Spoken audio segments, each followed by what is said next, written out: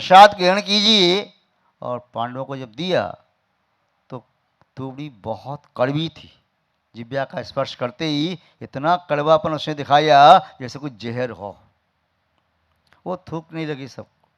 नारायण श्री कृष्ण कहते हैं, इतनी तीर्थों में पवित्र तुवड़ी को आप ग्रहण नहीं कर रही, थूक करके अपमान करती हो। क्या आपने ये सीखा? यही धर्म है? उन्होंने कहा बहुत कड़वी है। अरे स्नान करा के आप ही लाई, कहती हो कि एक एक भाई ने 108 बार स्नान कराया है, 540 बार प्रति तीर्थ में स्नान किया है, फिर ये तो कड़वी है, तो स्नान का क्या लाभ हुआ? अब ये नहीं हमें मालूम। जैसे इस तुवड़ी का कड़वापन बाहर के स्नान से दूर नहीं हुआ, ऐसे ही आत्मा का कड़वापन शरीर का स्नान करने से, नदी सरता जी में स्नान करने से वह दूर नहीं होता। पाप पंक केवल शरीर को धोने से धुलती नहीं है। पाप पंक शरीर में नहीं चिपका है, पाप तो आत्मा में चिपका है, और आत्मा का स्नान कराना जरूरी है। और कौन सी नदी? आत्मा नदी संयम तोय पूर्णा सत्योद्भाशील तटो द्वयोर्मी तत्राभिषेकम कुरु पांडुपुत्रम न वारणा शुद्धं चांतरात्मा। बाहर की नदी में स्नान नहीं करना है, आत्मा नदी, ये आत्मा ही नदी है। संयम तोय पूर्णा, यह संयम के जल से भरी है। ये आत्मा जब संयम के जल से भरी नदी में स्नान करती है, आत्मा में अवगाहन करती है। आत्मा नदी संयम तोय पूर्णा सत्योद्वहा, जिसमें सत्य का प्रभाव बह रहा है। शील के दो तट हैं, दया की उर्मियां, बेला बीची आवली लहरें उतंग उठ रही हैं। तत्राभिषेकम कुरु पांडुपुत्रम, हे पांडु राजा के पुत्र, उसमें स्नान करो। न वारणा शुद्धंत चांतनात्मा, केवल जल के स्नान करने से ये आत्मा शुद्ध नहीं होती। ये रूढ़ी चल रही है अज्ञानी व्यक्तियों में। इस रूढ़ी को छोड़ करके सत्य को समझो। महानुभाव, हमें भी यदि अपनी आत्मा को शुद्ध करना है तो उत्तम शौच धर्म को आत्मा में स्थापित करना होगा, उस गंदगी को दूर करना होगा। गंदगी के रहते हुए पवित्रता शुद्धता आती नहीं, तो आत्मा में गंदगी कैसे आती है? आत्मा में गंदगी आती है लोभ के माध्यम से। लोभ कषाय सभी पापों को जन्म देने में समर्थ है। जहां लोभ कषाय है वहां पर वह जीव मायाचारी भी करता है। मायाचारी से कार्य सिद्ध हो जाता है तो अहंकार भी आता है, और मायाचारी से नहीं होता है तो उसे क्रोध आता है। तो जहां लोभ है वहां चारों कषाय आती हैं। जहां लोभ है वहां परिग्रह पाप है, और जिसके पास परिग्रह है वह परिग्रह का संचय अब्रह्म सेवन के लिए करता है। पंचेंद्रिय के विषयों का सेवन करने के लिए मिथुन भाव से करता है। मेरे पास ना परिग्रह रही, विषय सामग्री रही तो मैं भविष्य का सेवन कर सकूं। जहां परिग्रह है वहां अब्रह्म है, और जहां अब्रह्म है वहां पर नियम से चोरी का भाव है। अब्रह्म भाव आत्मा का स्वभाव नहीं है, इसलिए पर दृष्टि से छुप करके अब्रह्म का सेवन किया जाता है। यह चोर परिणाम भी पाप है। जहां परिग्रह वहां पर अब्रह्म भी है, चोर भी है। और जहां चोरी का भाव है वहां पर नियम से असत्य भी है, और जहां असत्य है वहां पर नियम से हिंसा है। हिंसा केवल एक पाप है, हिंसा में हिंसा हो सकती है, अन्य चार पाप नहीं हो। किंतु यहाँ असत्य वहां पर हिंसा जरूर होती है। तो असत्य में हिंसा और असत्य दो पाप हैं। चोरी में चोरी असत्य और हिंसा तीन पाप हैं। अब्रह्म में अब्रह्म चोरी असत्य और हिंसा चार पाप हैं। और परग्रह में परग्रह अब्रह्म चोरी असत्य और हिंसा ये पांच पाप हैं। और लोभ ये पांचों पापों को जन्म देने वाला है। इसलिए लोभ ही सबसे बड़ी चेतना की गंदगी है, और ये ऐसी गंदगी है चिपकने वाली गंदगी है। अन्य गंदगी जो है वह धूल मिट्टी की तरह से हवा चली तो उड़ जाएगी। जैसे आपका वस्त्र स्वच्छ वस्त्र है और बालू में डाल दो और बालू से चिपक गई, आपने झटकार दिया, बालू झड़ जाएगी, गंदगी नहीं होगी। यदि आपका वस्त्र कहीं मिट्टी पर पड़ा है, मिट्टी में रखा, थोड़ा घेण किया और आपने झटकार दिया तो मिट्टी किंचित रह जाएगी।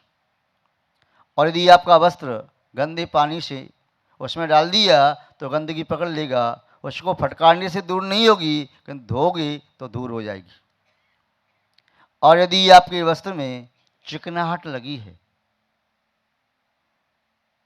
तैल घृत आदि की चिकनाई वस्त्र पी चुका है, उसके साथ साथ रजकण उसने ग्रहण कर लिए हैं, उसे चिपक गया है, तो ऐसे वस्त्र को झटकारते रहो, पानी में डालते रहो, गंदगी ऐसे दूर नहीं होती। तो उस वस्त्र को गर्म पानी में आप डाल देते हैं, जो कपड़े धोने वाले धोबी होते हैं, वह फिर लकड़ी की मुगरिया लेकर उसकी पिटाई करते हैं, कूटते हैं, तब उसमें विद्यमान गंदगी तब दूर होती है, किट्ट कालमा तब निकल के बाहर आती है। ऐसे ही आत्मा में जो लोभ की गंदगी है वह किट्ट कालमा की तरह से चिपक जाती है। दीवार पर यदि पेंट कर दिया हो, ताज़ा पेंट हो, उधर से धूल उड़ के आए तो सब चिपक जाती है। और यदि पेंट नहीं किया है तो फिर दीवार यदि स्वच्छ है, शुष्क है, तो वह रजकण चिपकेंगे नहीं और थोड़ी सी चिपक भी गए तो दूर हो जाएंगे। महान भाव, तो ये लोभ आत्मा के प्रदेशों में ऐसी चिपक जाता है जैसे आप गोंद के माध्यम से 2 कागज चिपकाते हैं, या एलपी और क्यूफिक्स या फेविकोल आदि का प्रयोग करके चिपकाते हैं, या सीमेंट के माध्यम से चिपकाते हैं, या किसी धातु को पिघला करके रत्नों को चिपकाते हैं। ऐसे ही ये लोभ आत्मा में चिपका हुआ है, ये अकेला चिपका रही तो इतना हर्ज नहीं, ये लोभ की चिकनाई 4 कसायों को चिपकाती है, 5 पापों को चिपकाती है, और अब्रह्म के साथ पंचेंद्रिय विषयों से युक्त होने से इंद्रिय के विषयों में भी आसक्ति प्रदान करने वाली है। इसलिए उस लोभ को छोड़ना तो बहुत आवश्यक है। जिसके पास लोभ है, समझो उसके पास कोई धर्म गुण व्रत संयम आदि नहीं है। जो लोभ के जाल में फंसा हुआ है वह अपने सभी धर्म को तिलांजलि दे सकता है। लोभी व्यक्ति सब कुछ छोड़ सकता है। एक युवा विद्वान बनारस से पढ़ करके आया, बहुत विद्वान था, उच्च कोटि का। एक सुशील कन्या के साथ उसका पाणिग्रहण संस्कार संपन्न हुआ। उस कन्या ने अपने पति से पूछा, आप क्या क्या पढ़ कर के आए? वह कन्या भी कुलीन थी, सुशीला थी, सुसंस्कारवान थी। अपने पति की परीक्षा लेने के लिए उसे पूछा कि आपने क्या पढ़ा? बोले सब पढ़ा, व्याकरण, आयुर्वेद, वास्तु, ज्योतिष, सिद्धांत, न्याय, अध्यात्म, प्रथमानुयोग, चरणानुयोग, अन्य प्रकार की कलाओं में सब में पारंगत हूं। बोले सब में पारंगत हो? बोले हाँ। सब विद्या आपकी पूरी हो गई? बोले हाँ। 18 स्मृति और प्राण आदि में मैंने पढ़ी है, 4 अनुयोगों का मैंने अध्ययन किया है। अच्छा, तो एक बात बताओ, इतना अध्ययन किया, एक छोटा सा प्रश्न मैं आपसे पूछ लूं? पूछ, क्या पूछना चाहती? लोभ का पाप का बाप कौन है? पाप का बाप? पाप कोई बच्चा थोड़ी है कि उसके माता पिता कोई हों। ओ, आपको अभी तक ये नहीं मालूम? पाप का बाप किया है आपको नहीं मालूम? आपने क्या पढ़ा? आपकी पूरी विद्या बेकार। मैं आपको नहीं मानती, आप पढ़े लिखे विद्वान हैं। जब आपको इतना सा नहीं मालूम कि पाप का बाप क्या है, सबके बाप दादी के नाम आपको याद हैं और पाप के बाप का नाम याद नहीं आपको। बोले नहीं, याद तो नहीं है, शिक्षा अधूरी है, जाओ शिक्षा प्राप्त करके आओ, उसके बाद में मैं आपको पति के रूप में स्वीकार करूंगी। तब तक स्पर्श करने की चेष्टा नहीं करना। वह गया, माता पिता से आज्ञा लेकर के पूछा, कहाँ जाते हो पुत्र? मेरी कुछ शिक्षा अधूरी रह गई, मैं पूरी करने के लिए जाता हूँ, शीघ्र लौटूंगा। गया, अब देखता है कहाँ पढ़ूं पाप का बाप, बनारस जाना पड़ेगा, और तो कहीं विद्वान ऐसा कोई है नहीं। अपने गुरुजी से पूछूंगा, गुरुजी आपने सब कुछ मुझे पढ़ा दिया, ये पाठ क्यों नहीं पढ़ाया। मार्ग में जा रहा था, लगन थी उसको याद करना है, वह पाठ पढ़ना है। पैदल चलते हुए मार्ग में प्यास से गला सूखने लगा। नगर के बाहर कुएं पर एक स्त्री पानी भर रही थी। उससे उसने कहा, आप मुझे पानी पिला दो, मुझे बहुत प्यास लगी है। उसने कहा ठीक है, पिला देती हूँ। पहले बताओ आप कहाँ से आई, कहाँ जा रही हो, क्या आपका प्रयोजन है। उसने बताया, ऐसे वैसे मैं बहुत उच्च कोटि का विद्वान हूँ, मेरी पूरी शिक्षा पूरी हो गई, संपूर्ण ज्ञान मेरे पास है, किंतु एक प्रश्न मेरे पास उसका उत्तर नहीं है, उसे मैं पढ़ने के लिए गुरुजी के पास बनारस जा रहा हूँ। इस तरह मेरी पत्नी ने पूछा है, उसका उत्तर मुझे समझ में नहीं आ रहा। हर राजा महाराज के दादा दादी तक के नाम याद हैं, चक्रवर्ती के पिताजी के नाम याद हैं, छोटे छोटे सामान्य राजाओं के नाम, उनके पिताओं के नाम याद हैं, किंतु ये बाप का बाप कौन है, इसका नाम मुझे याद नहीं। उसने कहा, ये तो मैं आपको बता दूंगी। आप? हाँ हाँ, मैंने भी अध्ययन किया है। जिन गुरु के पास आप जाना चाहते हैं, उनके गुरु मेरे गुरु थे, उनसे मैंने अध्ययन किया है। अच्छा, तो मेरे गुरु की आप तो बहन हो, गुरु बहन मेरी गुरु माँ के समान है। चलो बताओ, पढ़ाओ। ऐसे नहीं। अभी आपने पानी पीने की बात कही, यहाँ पानी पीना है। अच्छा हाँ, एक बात तो मैं भूल गया, आप ये तो बताओ आप कौन हैं। मैं शुद्ध कुल में पैदा हुआ ब्राह्मण हूँ, द्विज हूँ, द्विज कुल का श्रोमणी हूँ, आप अपना परिचय दीजिए। वह सक्षा के कहती है, क्या परिचय, यह शरीर है सप्त धातु धातुमय, इसमें आत्मा वास करती है, और क्या परिचय है। नारी की पर्याय आप देखते ही हैं सामने, फिर भी आपका क्या कुल है, क्या जाति है। अरे क्या कुल जाति होती है, आत्मा की क्या कुल जाति होती है, ये सब शरीर के संबंध हैं, शरीर के माध्यम से सब माने जाते हैं। नहीं, फिर भी आप बताइए, तभी मैं पानी पीऊंगा। कोई लोग मुझे नारी कहते, कोई स्त्री कहते, कोई वेश्या कहता, कुछ भी कहते हैं। अच्छा वेश्या, ओ पाप लग गया, कान पकड़ता है, मैंने वेश्या से चर्चा कर ली और एकांत स्थान में, मुझे तो बहुत पाप लग गया।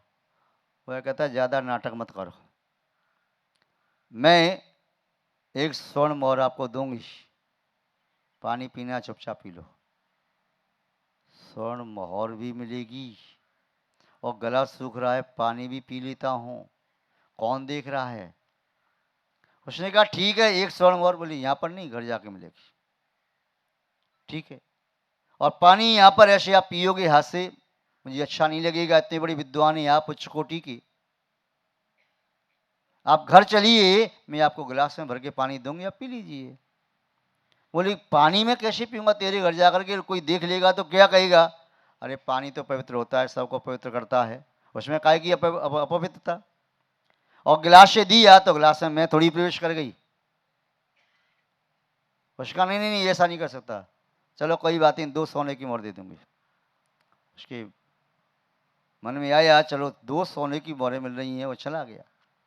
उसके बाद तो कहती है, अकेला पानी पीना आपको तो ठीक लगेगा, मुझे पिलाना ठीक नहीं लग रहा, इसलिए पानी के साथ कुछ और खाने पीने के लिए। ओहो, मैं आपके यहाँ तो कुछ नहीं खा सकता।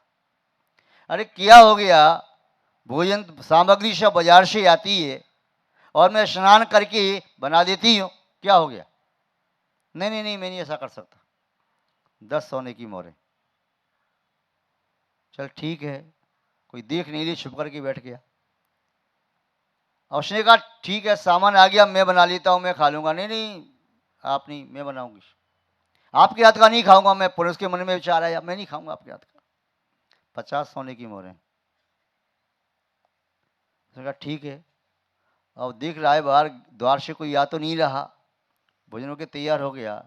उसने कहा यदि एक गिलास आप मेरे हाथ से खा लो तो मैं धन्य धन्य हो जाऊंगी। पागल है क्या तू वेश्या, मैं उच्च कुल का विद्वान पंडित ब्राह्मण, मैं तेरी हाथ का खाऊंगा, तेरी छाया भी पड़ जाए तो ये पाप लग जाए। बोले पापड़ तो मैं जानती नहीं, यदि सोने की 100 मोहरें लेना हो तो देख लो, एक गिलास खाना है।